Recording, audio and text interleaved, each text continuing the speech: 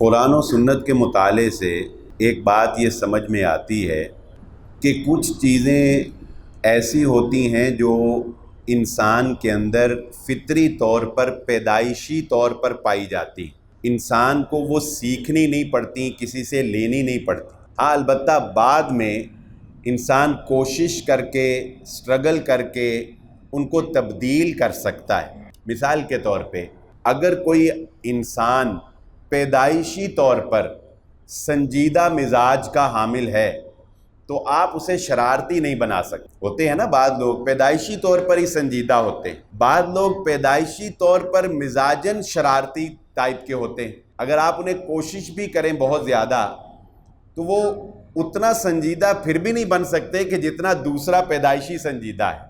یہ چیزیں جبلی طور پر، فطری طور پر، پیدائشی طور پر مزاج کے اختلاف سے جو فطرت نے ایک حکمت رکھی ہے انسانوں کے درمیان نظام کائنات کو چلانے کے لیے، وہ ہمیں نظر آتی ہیں. پھر کچھ چیزیں ایسی ہوتی ہیں جو بیرونی ماحول سے اور ارد گرد کے لوگوں سے انسان سیکھتا ہے اور وہ انسان کے کریکٹر، اس کی شخصیت کا حصہ بن جاتی ہیں. مثال کے طور پہ ہم اپنی بات کو آگے لے کر ایک دوسری مثال سے اصل نقطے کی طرف آئیں گے.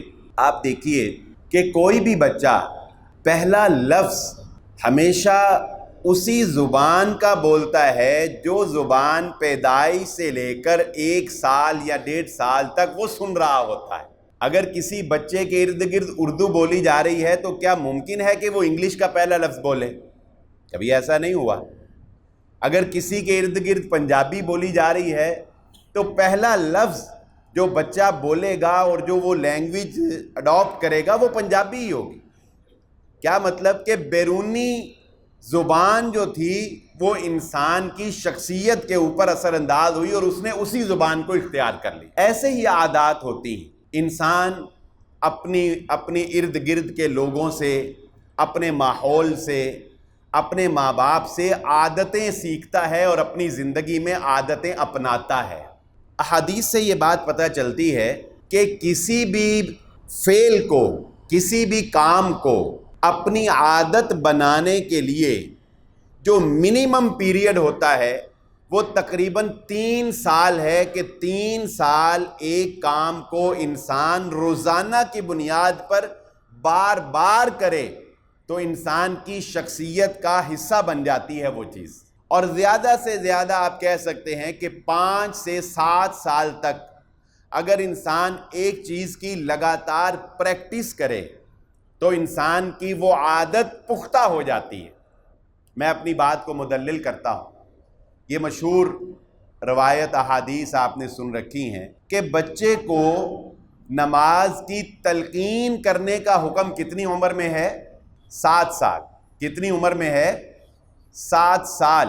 جبکہ 7 سال میں نماز فرض تو نہیں ہوئی. 7 سال میں نماز فرض نہیں ہوئی. اس پہ فرض تو ہونی ہے جب اس نے بالغ ہونا ہے. اچھا 10 سال تک کا حکم ہے کہ کبھی کبھی چھوڑے گا، کبھی پڑھے گا، لیکن زیادہ پڑھنی ہے، کم چھوڑنی ہے، پھر عادت بنے گی. اگر چھوڑنے والا عمل زیادہ ہے اور کرنے والا عمل کم ہے تو پھر عادت نہیں بنے گی. عادت تب بنے گی کہ ریگولر ہوگا اور زیادہ پڑھے گا، کبھی کبھی چھوڑے گا. تو 3 سال 10 سال کی عمر تک اگر بچہ ریگولر پڑھے گا تو ہمیں احادیث سے یہ پتہ چلتا ہے کہ 3 سال کا دورانیہ کسی بھی کام کو بار بار دہرانے سے انسان کی عادت بنا دیتا ہے. کیوں؟ کیونکہ میڈیکل سائنس یہ کہتی ہے کہ زیادہ تر ویسے 9 سال کے اندر بھی بالغ ہونے کے چانسز موجود ہیں. 8 سال میں تو بہت ریئر کیسز ہیں لیکن 9 سال میں موجود ہیں. اور اس کے بعد 10 سال سے لے کر 12-13 سال کی عمر تک بچوں کے بالغ ہونے کے چانسز بہت زیادہ ہوتے ہیں. اور 15 سال تو ویسے ہی شریعت کہتی ہے، فقہا نے جو لمٹ مقرر کی ہے وہ 15 سال ہے کہ 15 سال تک اگر علامات نہ بھی ظاہر ہوں تو بچہ بالغ ہی تصور کیا جائے. اب اس سے کیا پتہ چلا؟ اس سے یہ بات پتہ چلی کہ شریعت بلوغت سے پہلے کم از کم 3 سال پریکٹس کروا رہی. وہ 3 سال کی پریکٹس جو ہے وہ آپ کو نماز کی ایسی عادت ڈال دے گی کہ اب نماز چھوڑنا آپ کے لیے مشکل ہو جائے گا۔ میں ایک چھوٹا سا تجرباتی بات آپ کے سامنے رکھتا ہوں، یہ تجربہ کر کے دیکھ بھی سکتے ہیں آپ۔ یہ ایک تجربہ ہے، لیکن آپ میری بات سے اتفاق کریں گے کہ بات سچ۔ وہ بندہ جو پکا نمازی ہے، آپ اس کو کہیں کہ کسی دن ایک رات عشاء کی نماز پڑھے بغیر مجھے سکون سے سو کے دکھا دیں، یہ پکی ٹھکی بات۔ اول تو عشاء کی نماز پڑھے بغیر وہ سوئے گا نہیں، اور اگر کسی وجہ سے یا کوئی بھی سستی کاہلی یا کچھ بھی، اگر وہ لیٹ بھی جائے گا تو اسے سکون نہیں آئے گا، اسے چین نہیں آئے گا، اسے آرام کی نیند نہیں آئے گی۔ ہر وقت اس کا دماغ یہی سوچتا رہے گا کہ نماز نماز نماز نماز۔ کیوں؟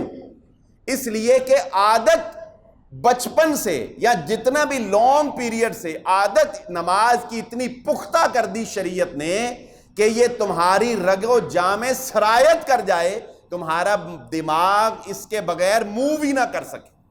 اب آئیے دوسری طرف، اب مجھے بتائیے، جس بچے کو آپ 2 سال کی عمر سے موبائل پکڑائیں، روزانہ پکڑائیں، بار بار پکڑائیں، کیا 10 سال کی عمر کے بعد آپ اس سے یہ کہیں کہ بیٹا رات سونے سے پہلے موبائل نہ دیکھا کرو تو وہ چھوڑ سکتا ہے؟ مجھے بتائیں، چھوڑ سکتا ہے؟ نہیں چھوڑ سکتا نا۔ آپ کا مطالبہ غلط ہے، آپ کی ڈیمانڈ ہی غلط ہے، اس لیے کہ پچھلے 8 سال کی ایک لمبی ٹریننگ سے آپ نے اپنے بچے کو موبائل کا عادی بنا دیا ہے۔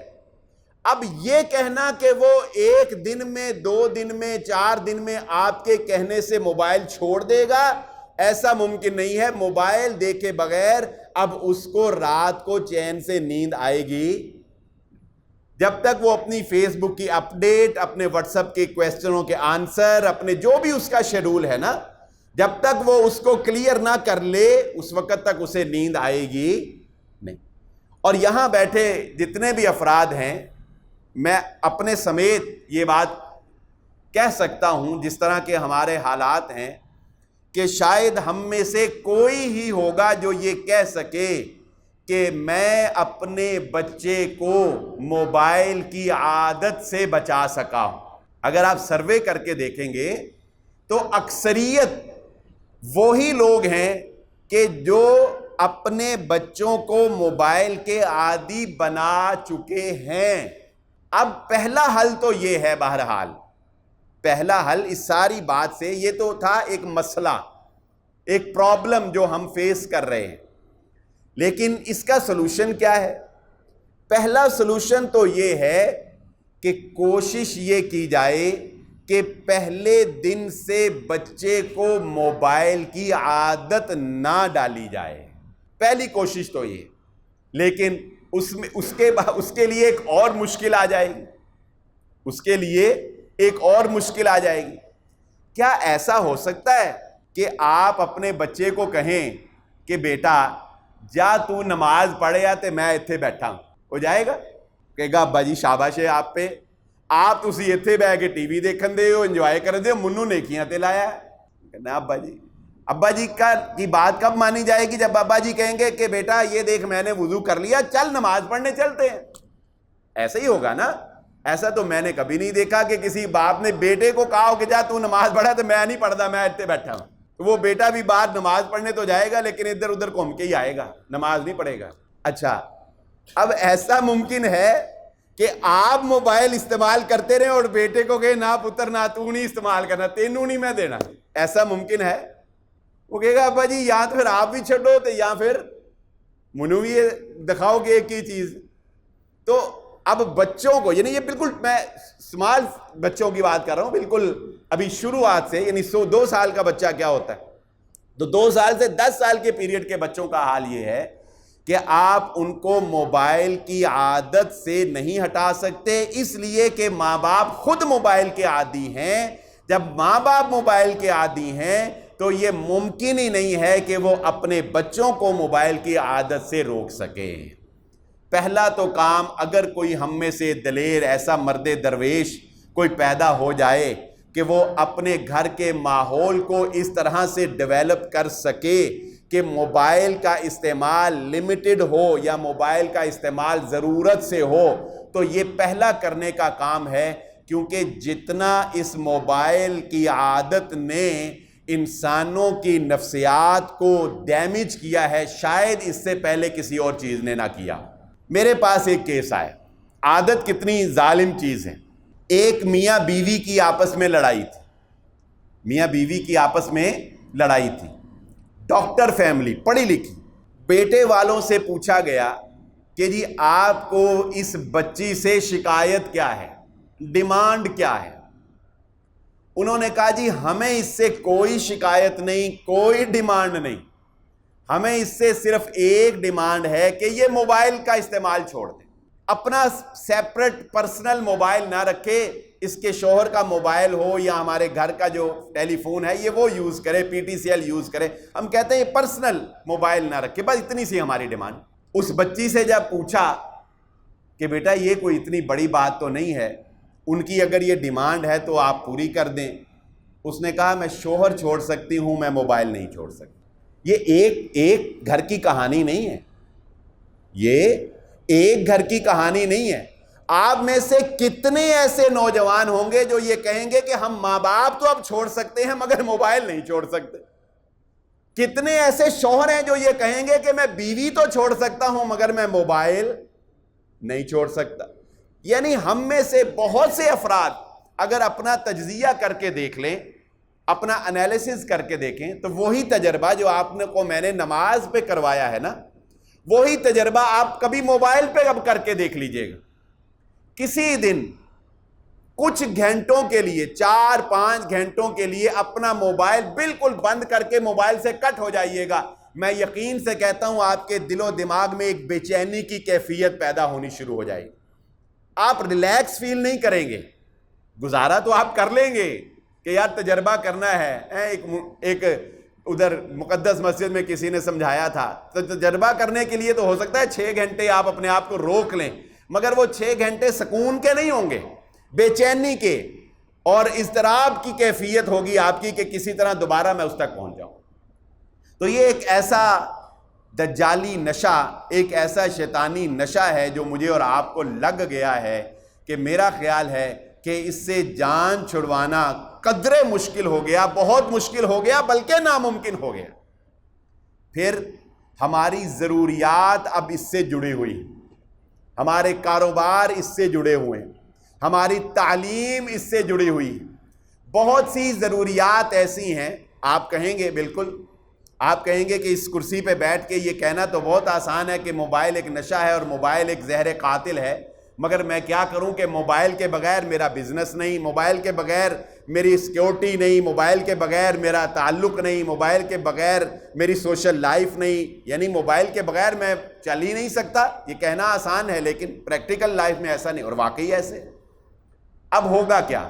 اس کو میں ایک اور ایگزامپل سے آپ کے سامنے رکھتا ہوں۔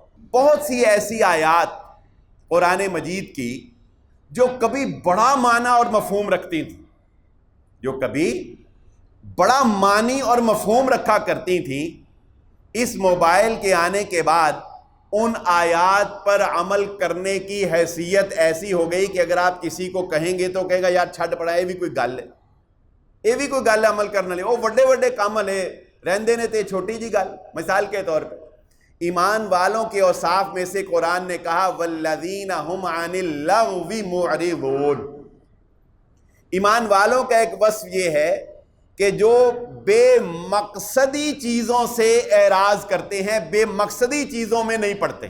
میں یقین سے کہہ سکتا ہوں اگر آپ نے قرآن مجید بھی سننا ہے نا موبائل کے اوپر، اگر آپ نے موبائل پہ قرآن سننا ہے یا آپ نے کسی شیخ کی تقریر سننی ہے، تو میں معذرت سے کہوں گا، میں بھی اس میں برابر کا شریک ہوں کہ پہلے 10 ایسی ریل دیکھیں گے جن کا آپ کی زندگی سے کوئی تعلق نہیں، 11ویں نمبر پہ آپ کو کوئی ایک آیت کا ٹکڑا ملے۔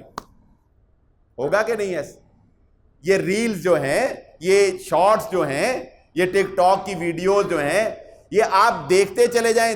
آپ بہت اچھے ہیں، آپ بہت شریف ہیں، آپ کا مائنڈ بھی بہت اچھا ہے، میں نہیں کہتا آپ مقدس مسجد کے ماشاءاللہ مقدس نمازی ہیں، میں سمجھتا ہوں، لیکن موبائل کے لیے اگر آپ اچھائی کا انتخاب بھی کریں گے تو موبائل اچھائی تک پہنچنے سے پہلے 10 برائیاں آپ کی آنکھوں سے گزار دے گا۔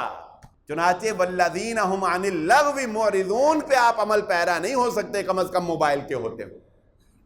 اور یہ شارٹ ویڈیوز جو ہیں یہ تو ہیں ہی اسی چیز کا پیش خیمہ، کیونکہ جو لانگ ویڈیوز ہوتی ہیں نا، یوٹیوب ایک ایسا پلیٹ فارم ہے کہ جس کے اوپر لانگ ویڈیوز زیادہ ہیں، اور اب خیر شارٹ زیادہ انہوں نے پروموٹ کیے ان کو، لیکن لانگ ویڈیو جو ہوتی ہے نا وہ انسانی دماغ کو پھر بھی کم متاثر کرتی ہے، اس کی نسبت یہ جو شارٹ ویڈیو کلچر ہے یہ زیادہ ڈیمیج کرتا ہے۔ اس لیے کہ لانگ ویڈیو میں اگر آپ نے حافظ شریف صاحب کی کوئی تقریر سننی ہے، آپ سرچ کریں گے، حافظ صاحب کا تھمبنیل آئے گا، آپ کلک کریں گے اور تقریر سن لیں گے بس۔ لیکن شارٹ ویڈیو میں ایسا نہیں ہوگا۔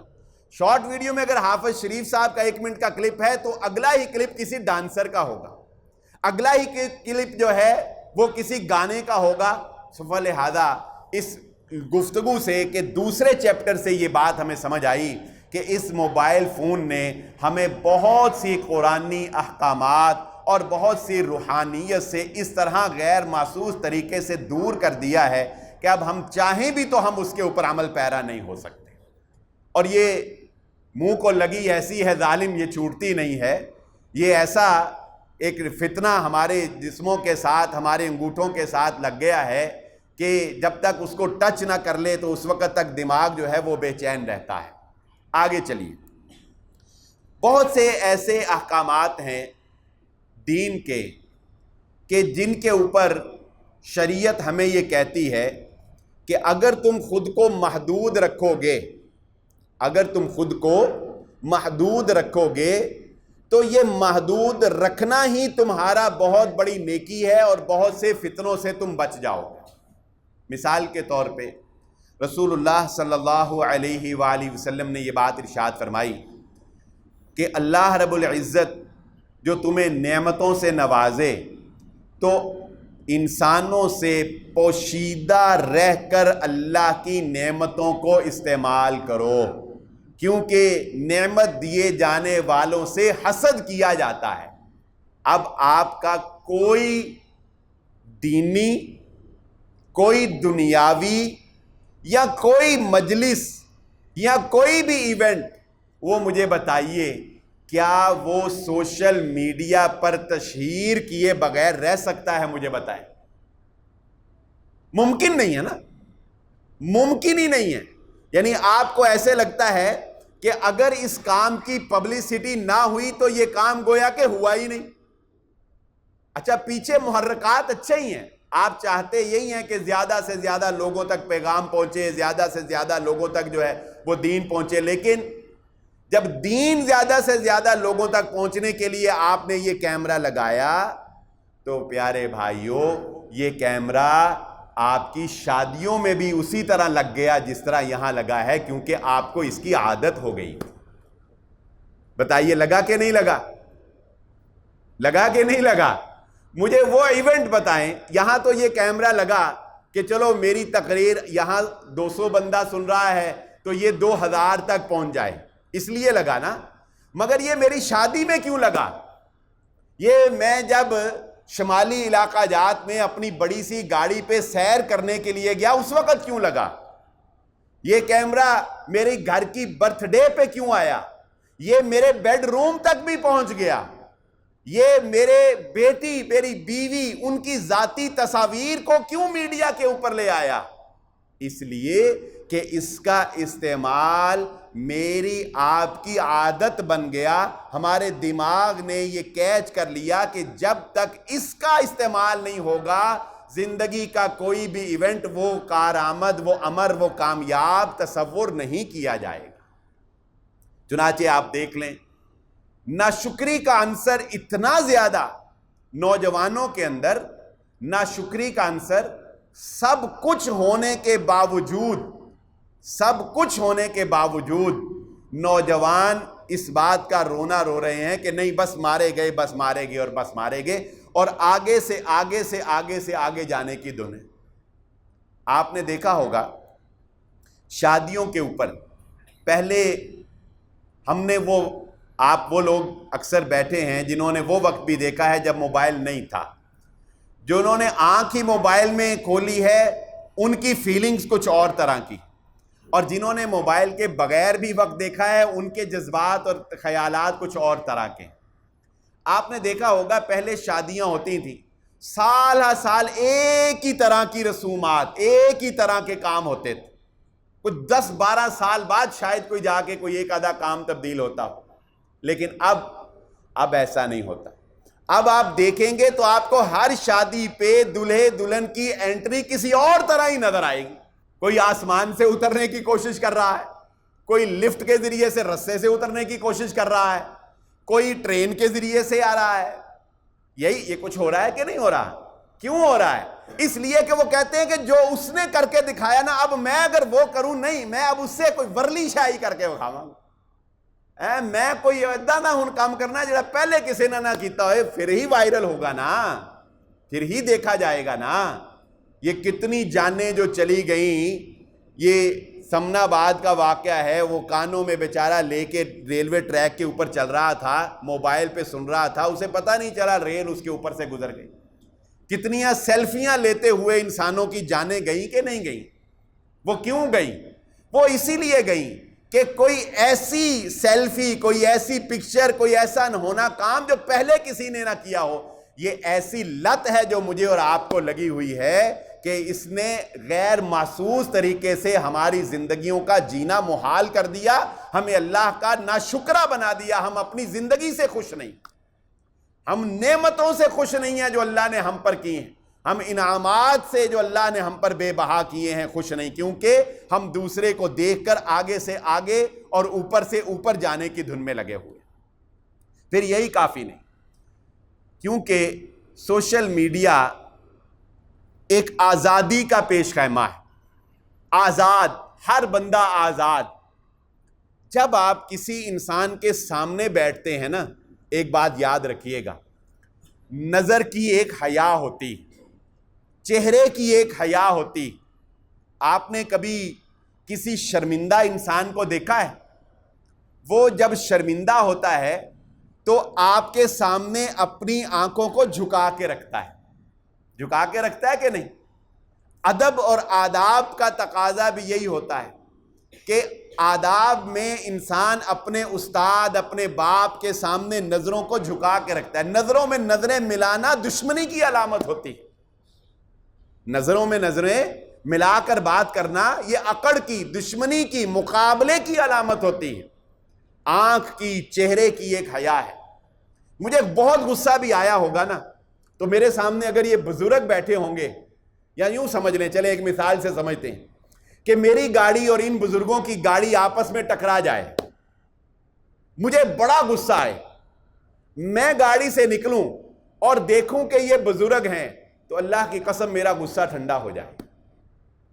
میں ان کی سفید داڑھی کی وجہ سے ان کو کچھ نہیں کہوں، ہاں ان کی جگہ اگر کوئی مجھ سے چھوٹی عمر کا ہو تو شاید میں اس کو 2 تھپڑ بھی لگا دوں کہ تیری ایسی دی تیسی، ہے کہ نہیں؟ ایسا انسان کی حیا ہے۔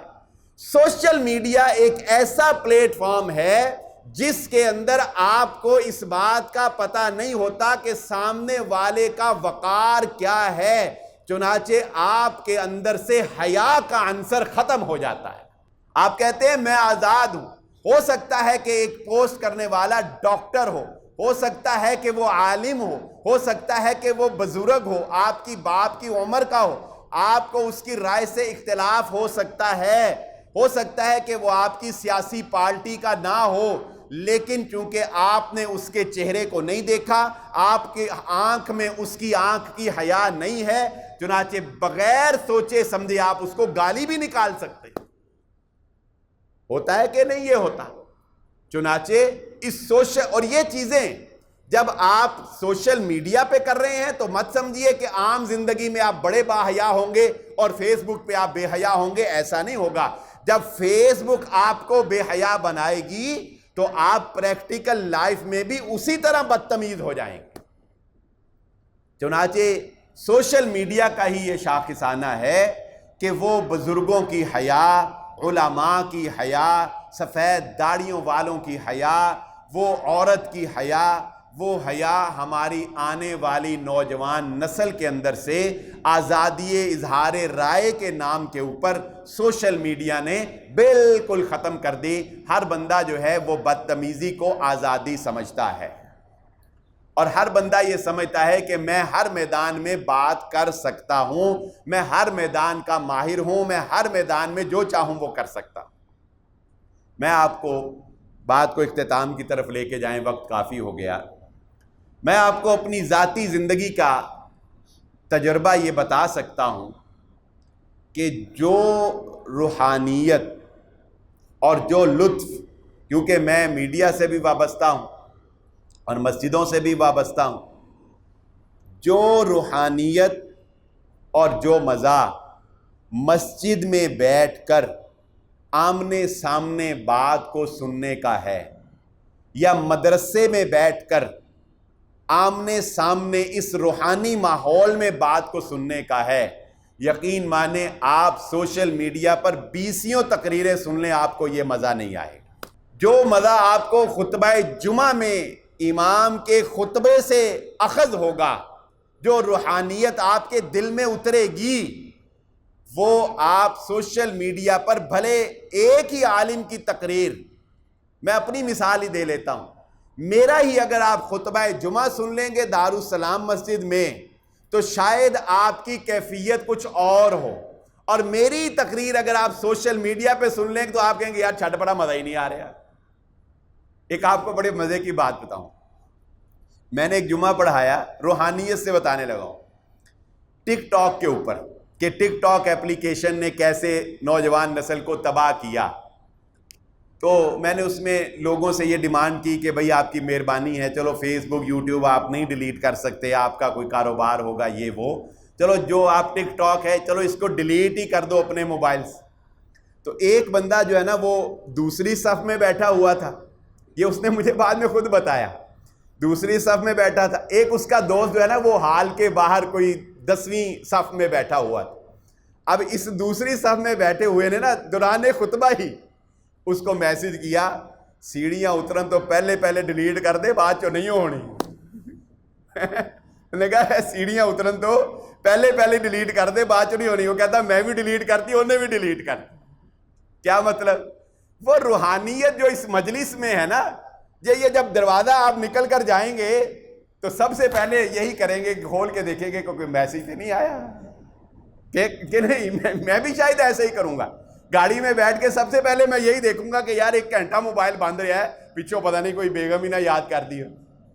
یہ ہماری کیفیت بہرحال موجود ہے، لیکن خلاصہ کلام یہ ہے کہ اس میں گفتگو تو بے شک آپ 2 گھنٹے کروا لیں، یہ ساری باتیں شاید آپ مجھ سے زیادہ بھی جانتے ہوں، یہ سارے سائیڈ ایفیکٹس جو میں نے ذکر کیے ہیں شاید کہ آپ کو مجھ سے زیادہ بھی پتہ ہوں، مگر میری آخری التجا اور میری آخری گزارش یہی ہے کہ بھائی جتنا موبائل سے بچ سکتے ہو بچ جاؤ، اس کے فائدے بہت کم ہیں، اس کے نقصانات بہت زیادہ ہیں۔ اس کے نقصانات، اس نے نفسیاتی مریض بنا دیا، لوگوں کو دیکھ دیکھ کے احساس کمتری کا شکار، لوگوں کو دیکھ دیکھ کے ہم حسد کا شکار، لوگوں کو دیکھ دیکھ کے ہم اپنی زندگی سے ناخوش، دوسروں کی شادیاں دیکھ دیکھ کے ہم اپنے ماں باپ کو تنگ کر رہے ہیں کہ ہماری شادی بھی ایسی ہونی چاہیے۔